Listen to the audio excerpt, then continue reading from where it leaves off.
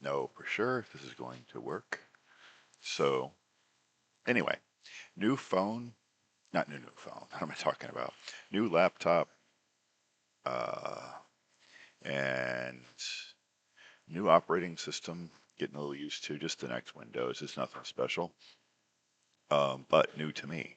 Anyway, so week 23, book 23, Stalking Jack the Ripper by Carrie Maniscalco. Maniscalco? Um, okay, so this book reimagines the time of Jack the Ripper from the point of view of a young woman who is working with a forensic scientist who is trying to understand um, the Jack the Ripper murders. And, of course, in reality, nobody knows who actually committed these murders. There are something like I think 50 suspects. So it's a nice topic for sort of a gruesome kind of alternative reality type thing because you can basically uh, make the killer almost anyone you want with almost any motive you want depending on what you focus on and that kind of thing. And so, you know, um, as it turns out, you do find out who the killer is here, and she adds she uses the real murders that Jack the Ripper committed, but she adds some details to them to uh, for her fictional purposes. I should point out that I'm not the right audience for this book. This is a young adult kind of semi-romance thing, and I wasn't a fan for the most part. The language is just not very historically correct. Um, okay, now I get the sort of, attempt to, empower women and have a powerful female lead and all those kind of things. But some of the things she has her heroine do would I don't see any woman in this time period undertaking. And I don't mean stuff like autopsies and that sort of thing. Okay, that's a possibility. But going out at night in Whitechapel to try to catch the killer herself and things like that, no, I really, really, really don't see a young woman doing these kind of things. And there's some other moments like that. Some of the way that she talks back to some of the male characters.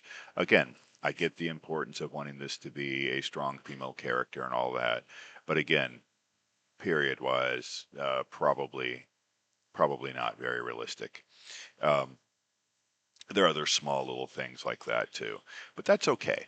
That doesn't really matter because, in the end of the day, this is not a history book. This is a novel. This is a story that is being told to entertain, to maybe partially educate, but mostly just for entertainment.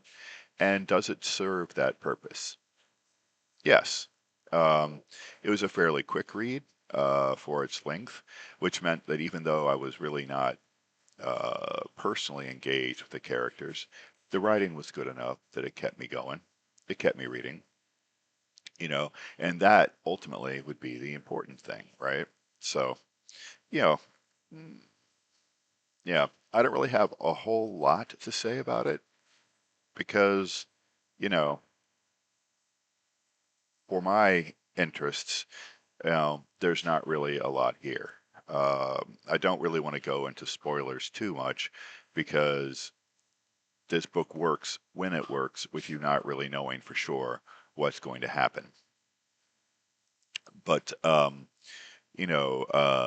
there is some interest here in organ transplant and sort of, a a working theory in the novel that what the Ripper is up to is trying to harvest organs for potential organ transplant. Now, you know, of course, we all know the basic story of Jack the Ripper, but I don't remember the details. You know, I don't know um, how accurately she's depicted the brutality that's done to the bodies. I do know that the very last murder was horrific, and she does depict that. So I do know that that last one is horrific. So I know that that is correct, but I don't know about the organ removal thing. Um, do not know. And for her purposes, she has the killer leave gears at the sites. And this is the first I've heard of that, so I think that that is entirely fictional, something that she has added for her purposes. Uh, she's also added a weird scene where the main character talks to a psychic. Now, this psychic is somebody who apparently, she says, does historically exist. And this psychic gives the main character, some information, but the information is garbled. It's not historically it's not I don't know. I don't know if we're supposed to believe that this was a true psychic prediction or not. I can't tell. And maybe that's part of the point is that a good psychic, rides that line between whether or not it's real or not. You don't ever really know. It's just a matter of do you believe or do you not believe, because you can interpret their cryptic uh, mumblings for your point of view or against your point of view, depending on how you interpret it. So maybe that's the point is, and there's another point where she and her investigations apparently get a completely minor character killed for no reason. Um, and she doesn't seem to recognize that her uh, less than intelligent approach to sleuthing is one of the reasons why this character gets killed. And that's a completely fictional bit that's got nothing to do with reality, that at least as far as I know. And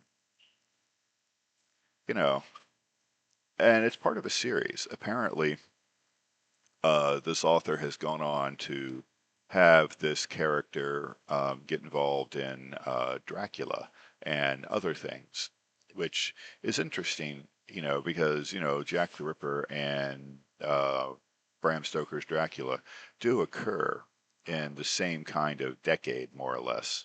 Um, so that is an interesting connection to see these different horrific events occurring that way. Of course, Jack the Ripper is real and Dracula is a fiction, but considering that both of these are works of fiction, that hardly matters. Um, yeah, this is, by the way, I think the last of the $5 books I got from Barnes and Noble. I think that after this, we're on our own as far as that sort of thing is concerned. But I think that I've got a lineup of, I don't know, about 10 books or so. So we'll see how I'm able to get through them. Some of them are quite thick, some of them are quite challenging. Um, so we'll see how that goes. Anyway, I think we'll do a short one today because I don't really have much to say about this one.